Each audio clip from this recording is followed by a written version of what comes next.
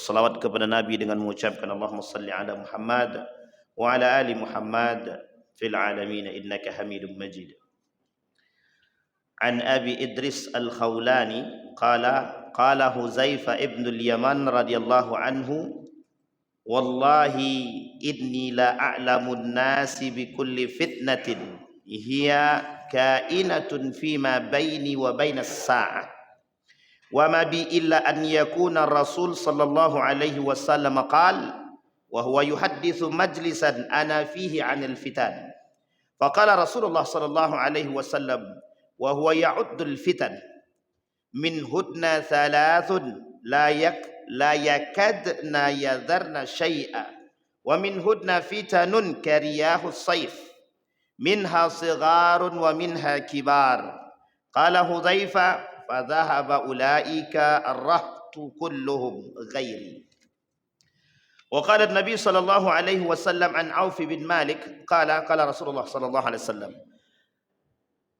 qala Auf bin Malik ataitu an-nabi sallallahu alaihi wasallam thumma futiha Baitul Maqdis fi ghazwati Tabuk wa huwa fi qubbatin min adam faqala u'dud sittan baina yaday as-sa'ah mauti thumma futiha Baitul Maqdis thumma mautanun ya'khudhu fikumul ghanam thumma istifadatul mali hatta yu'ti ar-rajul mi'ata dinarin fayadhillu sakhitan thumma fitnatun la yabqa baitun minal arabi illa dakhalathu thumma hudnatun takunu bainakum wa baina bani asfar faya'ziruna fayatunakum tahta thamaniyah ghayatan tahta kulla ghayatin 12,000. Bapak Ibu sekalian yang berbahagia, dua hadis yang saya bacakan, yang pertama tentang kata baginda Nabi, fitnah itu ada tiga bentuk yang dipermisalkan oleh Nabi. Satu bersifat riyah, angin, tiupan angin. Bisa tiupan angin itu yang besar, bisa juga yang kecil.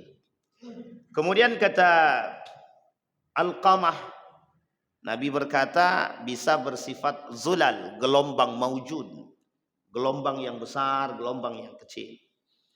Kemudian bisa juga seperti kaqita'il lailil muslim, seperti bagian daripada hari, kadang siang, kadang malam, bagian daripada fitnah. Kadang fitnah itu bisa membuat kita gelap, kadang fitnah bisa membuat kita terang. Baginda Nabi Muhammad SAW mengatakan fitnah itu dalam tiga bentuk ini akan ditemukan oleh umat manusia di akhir zaman.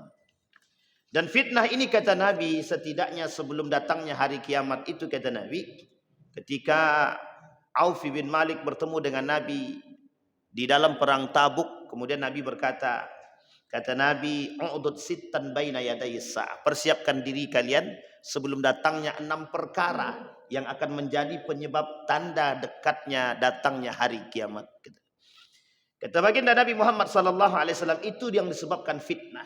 Fitnah itu adalah cobaan atau ujian yang akan muncul di tengah umat manusia. Yang pertama kata Nabi, mauti. Kata baginda Nabi Muhammad SAW, mauti. Mauti ini kata Nabi kematian baginda Nabi Muhammad SAW, atau wafatnya baginda Nabi Muhammad SAW menjadi sebab daripada dekatnya hari kiamat. Nabi di dalam riwayat yang lain disebut dengan akhirul anbiya. Akhirul anbiya itu disandarkan dengan akhir zaman, sebagai bentuk akhir daripada perjalanan seorang nabi, yang setiap kaum itu punya nabi pada masanya. Maka di akhir dengan Nabi Muhammad SAW ingin menutup sebagai bentuk akhir kaum terakhir. Kalau sudah tidak ada kaum lagi, sudah tidak ada nabi, maka disebut dengan akhir zaman. Maka akhir zaman. Maka apakah kita berada di akhir zaman? Ya, kita berada di akhir zaman. Karena tidak ada nabi setelah nabi, la nabiyya ba'dah. Itu yang pertama. Pemahaman yang kedua daripada mauti, kata Nabi, wafatnya diriku, kata Nabi, wafatnya baginda Nabi Muhammad SAW juga akan menjadi ujian bagi orang-orang beriman. Fitnatun lil muslimin wa fitnatun lil mu'minin. Apa fitnahnya bagi orang beriman? Satu, wafatnya baginda Nabi, ibtada'an nasu min, muncul manusia-manusia yang akan melakukan perbuatan-perbuatan bid'ah di tengah umat manusia. Jadi wafatnya Nabi sebagai penyuluh, miskat. Allah sebut dalam Al-Quran itu miskat. Miskat itu penyuluh api. Ada gelap, tempat ini gelap. Ketika tempat ini gelap, ada satu lubang yang kecil. Ketika di lubang yang kecil itu ada satu lampu yang kecil yang bisa masuk dalam lubang kecil. Maka ketika lubang kecil tadi dimasukkan oleh lampu yang kecil tadi, maka secara otomatis lampu tersebut akan menjadi penyuluh, penerang bagi ruangan yang gelap sekalipun besar. Ini yang disebut dengan miskat. Nabi cahaya. Nabi itu penerang. Nabi itu pemberikan jalan, pemberi jalan kepada kita, penunjuk jalan, penunjuk hidayah, yang memberikan contoh akhlak mulia. Sehingga dengan wafatnya Nabi, itu fitnah yang lain muncul. Fitnatul akhlak, fitnah terhadap akhlak manusia. Fitnatul din, fitnah terhadap agama. Ibtada'an nasu anid din. Berkembangnya paham-paham yang sifatnya bid'ah di tengah umat manusia. Buktinya apa? Contoh ketika wafat baginda Nabi Muhammad SAW. Sebelum Nabi wafat, menjelang wafatnya Nabi tersebut, muncul Nabi palsu. Ada Musailamah al-Kadzab beserta dengan istri. Istri sebelum dipersunting oleh Musailamah al-Kadzab, perempuan ini juga mengaku jadi Nabi. Akhirnya perempuan ini mengaku kenabian daripada Musailamah al-Kadzab. Yang keduanya menikah sama-sama Nabi palsu. Yang perempuan ini yang menikah dengan Musailamah al-Kadzab mengaku jadi Nabi. Yang Musailamah al-Kadzab sudah dahulu mengaku jadi Nabi. Dua-duanya menikah gitu. Jadi menikah suami istri, kedua-duanya mengaku menjadi Nabi. Dan mereka ini beragamakan Islam sebelum wafatnya baginda Nabi Muhammad SAW. Mengapa setelah Nabi wafat kemudian mereka mengaku menjadi Nabi? Karena bagi mereka merasa mendapat wahyu. Karena mereka pintar dalam bahasa Arab. Karena ketika itu corak dan tolak ukur orang-orang yang terhormat secara keilmuan adalah pada syair. Sehingga ketika orang yang pandai bersyair ketika itu dianggap orang-orang yang paham betul dengan agama. Sehingga Musailamah al-Kadzab dengan kesesatannya, dengan ilmunya yang tidak dibarengi dengan imannya, maka dengan spontan Musailamah al-Kadzab mengaku bahwa diri dia Nabi dan menikah dengan seorang perempuan yang juga mengaku Nabi. Begitu juga pada orang yang ketiga, Tulaihah. Tulaihah juga mengaku sebagai Nabi pasca wafat daripada Musailamah al-Kadzab dalam perang yang dilakukan oleh Umar bin Al-Khattab, yang dilakukan oleh Abu Bakar Siddiq terhadap orang-orang yang mengaku Nabi. Wafat Musailamah al-Kadzab wafat Musailamah al-Kadzab, masuklah istri dia ke dalam Islam dengan taubat. Istrinya Musailamah yang mengaku jadi Nabi, taubat dia setelah Musailamah al-Kadzab wafat. Kemudian Tulaihah muncul. Diperintahkan oleh Abu Bakar untuk datang kepada Khalid bin Walid untuk memerangi Tulaihah yang mengaku menjadi Nabi. Lari tunggang langgang. Setelah lari tunggang langgang tidak lama kemudian kembali lagi dengan kelompok yang baru. Masih mengaku menjadi Nabi. Diperangi sampai 3 kali. Setelah 3 kali perperangan kemudian dia bertobat kepada Allah. Dan di akhir hayatnya dia mati dalam keadaan berperang dalam Islam. Dan ini muncul pasca wafat baginda Nabi Muhammad SAW.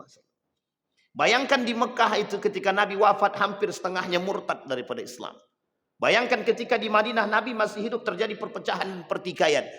Terjadi kelompok. Terjadi pengelompokan antara satu kelompok dengan kelompok yang lain. Bahkan jika tidak berdiri Umar bin Khattab ketika itu. Bukan kita melebihi Umar bin Khattab. Bukan. Tapi ini fitnah. Ketika Umar bin Khattab berdiri, maka mempersatukan kedua belah pihak antara Muhajirin dan Ansar. Yang sekarang tempat itu kita sebut sebagai Thaqifah Bani Sa'idah. Itu sejarah umat muslim. Betapa kuatnya umat muslim dalam perpecahan yang kemudian bisa disatukan. Jika, na'udzubillah, thumma na'udzubillah. Tapi Allah berkehendak lain. Dengan berdirinya Abu Bakr Siddiq, Umar bin Al-Khattab mampu menyatukan kaum Ansar dan Muhajirin. Wafat baginda Nabi. Nabi masih wafat, jasadnya belum dikuburkan. Orang-orang yang mengaku Nabi bermunculan. Manusia-manusia murtad bermunculan. Bagaimana dengan wafatnya baginda Nabi yang sudah wafat sejauh ini? Maka tak salah ketika kita menghadapi ibtada'an nas wanid din. Banyak manusia yang kemudian melakukan perbuatan-perbuatan bid'ah terhadap agama. Yaitu memang sangat bukan kita sebut sunnah. Tapi memang itu yang terjadi hari ini. Kata baginda Nabi, kelak di akhir zaman banyak manusia yang ibtada'ah, melakukan perbuatan-perbuatan yang baru di dalam agama seolah-olah itu bagian daripada agama. Itu yang pertama. Yang kedua kata baginda Nabi Muhammad sallallahu alaihi wasallam, futiha Baitul Maqdis. Baitul Maqdis kelak akan menjadi sesuatu yang dimenangkan. Artinya kelak Baitul Maqdis, orang-orang rakyat Palestina akan merdeka pada saatnya, akan sejahtera pada masanya. Hadis ini digandeng oleh hadis yang lain kata baginda Nabi Muhammad sallallahu alaihi wasallam, ketika Palestina atau Syam merdeka dan sejahtera, maka timbul masanya kehancuran sedikit demi sedikit pada Madinah, Madinatul Munawwarah. Ini dalam hadis Nabi dikatakan begitu.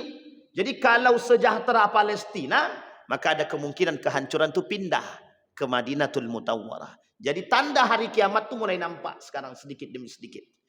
Ketika Palestina dibombardir, dihabisi pada masanya, datang para tokoh, Umar bin Al-Khattab, Salahuddin Al-Ayyubi, yang pada masanya memberikan kekuatan atau mengeluarkan kekuatan dalam menaklukkan Palestina Syam ketika itu. Muncul seorang pemuda yang gagah berani dari keturunannya pada masanya. Kemudian hancur kembali dalam perjanjian yang kemudian yang dikhianati. Ketika runtuh Turki Utsmani semakin menjadi-jadi dengan kerjasama dengan Inggris, Prancis dan Jerman untuk menaklukkan Baitul Maqdis, sehingga terjadi perjanjian-perjanjian bersama kaum-kaum Yahudi hanya untuk mengambil Baitul Maqdis. Inggris berjanji kepada Yahudi untuk mengembalikan Baitul Maqdis Palestina kepada yang berhak. Kata mereka yang paling berhak atas Palestina adalah Yahudi. Mereka kembalikan dalam perjanjian setelah terjadi atau pasca revolusi Arab. Diberikan sampai hari ini. Kelakuan Israel terhadap Palestina menjadi-jadi. Baru-baru ini kita dapatkan berita bahwa bukan hanya Palestina dan Gaza yang dibombardir, tapi Suriah sudah mulai masuk dalam daftar yang menjadi tujuan untuk penghancuran daripada Israel. Baginda Nabi kata, futiha Baitul Maqdis. Kapan Baitul Maqdis ini akan menjadi sejahtera? Akan muncul kemudian panji-panji Islam dengan semangat yang tinggi untuk menaklukkan kembali. Mulai nampak sedikit demi sedikit. Banyak orang yang bertanya, apakah itu Iran? Apakah itu Khurasan? Apakah itu datang dari Palestina? Atau datang dari tempat yang lain? Kata baginda Nabi, 3 kekuatan Islam. 1 dari Irak. Yang Irak ini tidak bisa kita jadikan pedoman, karena kelak akan menjadi para pengkhianat-pengkhianat. Dari Irak lahir para pengkhianat. Tidak bisa kita pungkiri. Kita temukan para pengkhianat-pengkhianat Islam itu lahir daripada Irak. Yang kedua, Yaman. Yaman tak memiliki kekuatan yang tinggi, tapi mereka selalu berada pada posisi yang terbaik dan selalu membantu. Dan tujuan mereka selalu nampak untuk membantu kejayaan Islam. Dan yang ketiga, Palestina. Apakah Khurasan masuk di situ? Apakah Khurasan ini akan muncul dari Khurasan ini para pejuang-pejuang Islam selanjutnya? Tapi dalam hadis baginda Nabi kelak akan muncul panji-panji yang datang dari Khurasan. Khurasan itu mana? Iran. Tapi ingat, di Iran tak jauh daripada Khurasan, di Isfahan juga muncul yang disebut dengan Yahudi. Yahudi Isfahan yang hari ini berjumlah 15.000. Nah, 15.000-nya akan menjadi 70.000 yang kelak akan menjadi pengikut daripada Dajjal yang pertama dalam menumpas umat Islam kelak di hari kiamat. Bapak Ibu sekalian yang berbahagia, pertanyaannya sekarang siapa yang disebut dengan panji hitam yang bakal menaklukkan daripada atau menghancurkan daripada Israel? Wallahu a'lam bissawab. Tapi dari kriteria-kriteria yang disampaikan oleh Nabi adalah panji-panji tersebut adalah orang-orang yang beriman kepada Allah, yang kokoh dengan Al-Qur'annya dan ketaatannya, yang tidak memperjualbelikan agamanya, yang menjadikan semboyan agama dalam diri mereka, tidak hidup kecuali dengan agama.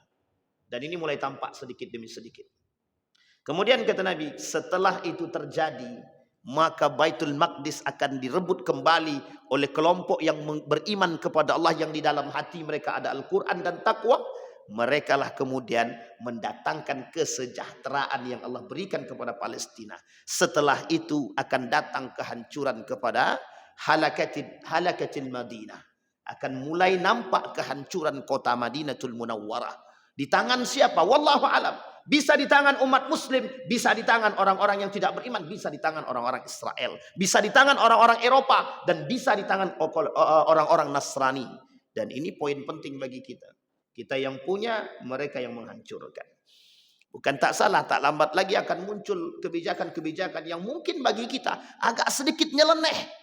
Orang-orang non-muslim dibenarkan untuk masuk, bahkan bisa berinvestasi. Bahkan mungkin sebagian orang-orang non-muslim bisa membeli tanah di sana. Bukan hanya sekedar berinvestasi, tapi membeli tempat di sana atau tanah di sana. Ini tanda. Kemudian yang ketiga, kata baginda Nabi Muhammad SAW, "Tsuma mutanun ya'khudhu fikumul ghanam." Akan muncul ke hadapan kalian kelak, kata baginda Nabi, yang disebut dengan wabah. Wabah ini tiap hampir 100 tahun pernah terjadi. Hampir 100 tahun kalau kita runut, hampir sering terjadi. Baru-baru ini kita dilanda penyakit yang disebut dengan COVID. Pada masa dahulu ada namanya wabah ta'un. Wabah yang menyakitkan. Ada flu burung dan banyak wabah-wabah yang mematikan. Yang kata Nabi dalam hadis ini akan membunuh ghanam. Akan membunuh hewan-hewan ternak kalian. Dan bukan hanya sekedar hewan ternak. Dan mematikan orang-orang yang lain. Dan mematikan umat muslim yang lain. Dan mematikan manusia. Apakah wabah tersebut dibuat? Apakah wabah tersebut memang sengaja didatangi? Ataukah memang sengaja datang? Wallahu a'lam bissawab. Kalau kita lihat agenda kaum Yahudi, bagi mereka mudah menciptakan sesuatu untuk memusnahkan manusia. Satu di antara sekian banyak cita-cita kaum Yahudi adalah memusnahkan manusia dan membuat manusia semakin sedikit.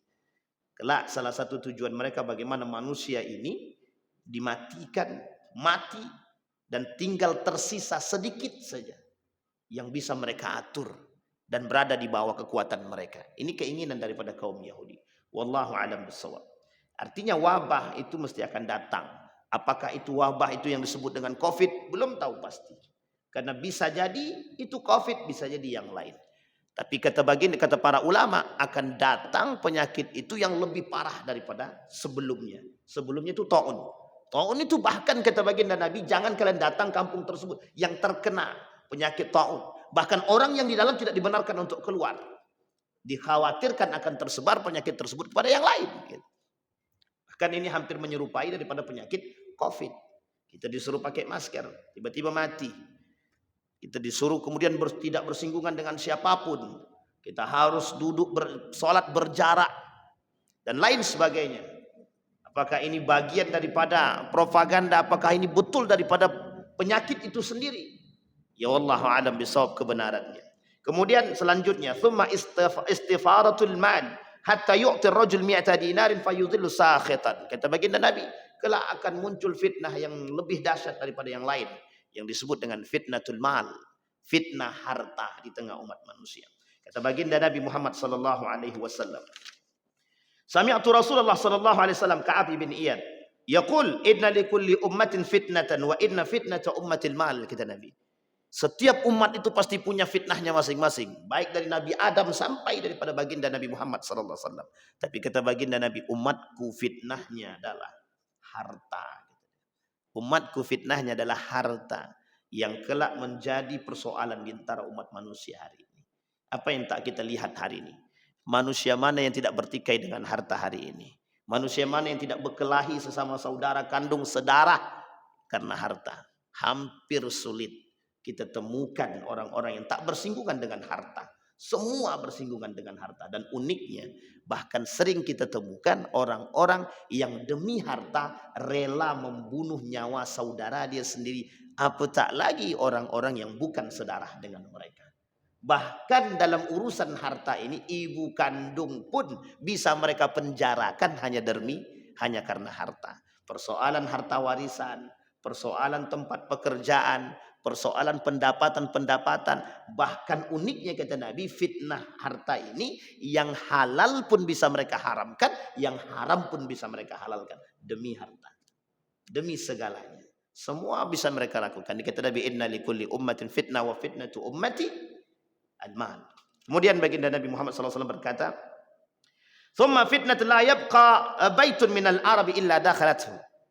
Kemudian kata Nabi yang selanjutnya akan masuk ke dalam rumah-rumah orang-orang Arab itu fitnah.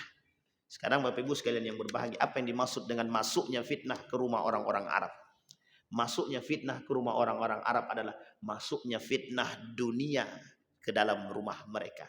Yang dahulunya berjilbab tak berjilbab. Yang dahulunya tidak cinta terhadap harta, cinta terhadap harta. Yang dahulunya tidak pandai bermain musik, bisa bermain musik. Dan lain sebagainya. Semua fitnah itu muncul. Hari ini kita temukan.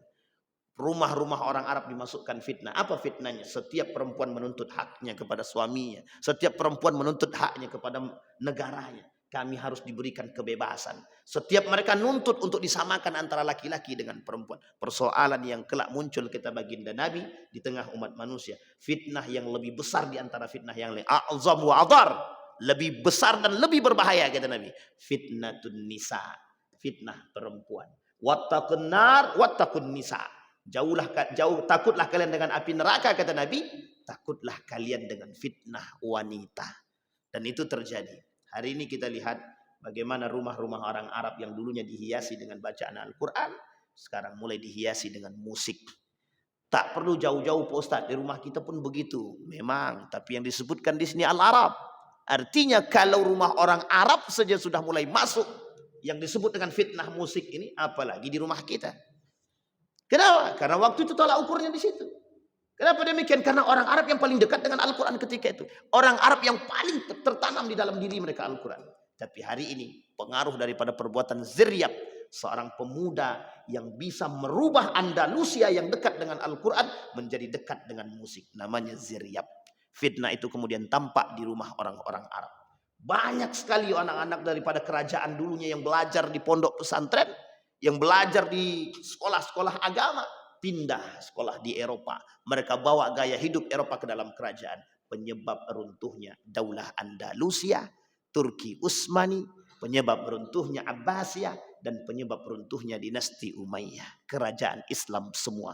Bukan hanya faktor eksternal, tapi juga faktor internal. Apa faktornya? Fitnah. Apa fitnahnya? Semua yang kita sebutkan. Fitnah kekuasaan, sekularisasi, liberalisme, dan lain sebagainya. Masuk dalam rumah-rumah orang-orang Arab dan menghancurkan nilai-nilai keagamaan. Mudah-mudahan bermanfaat bagi kita semua. Mudah-mudahan bisa kita ambil pedoman, bisa kita jadikan petunjuk agar kita bisa menciptakan keluarga yang sakinah, mawaddah, warahmah, tarbiyah pendidikan yang baik sehingga mereka dekat dengan Allah dan selalu tertanam dalam diri mereka akan pentingnya nilai-nilai agama. Fa'tabiru ya ulil absar la'allakum tuflihun. Assalamualaikum warahmatullahi wabarakatuh.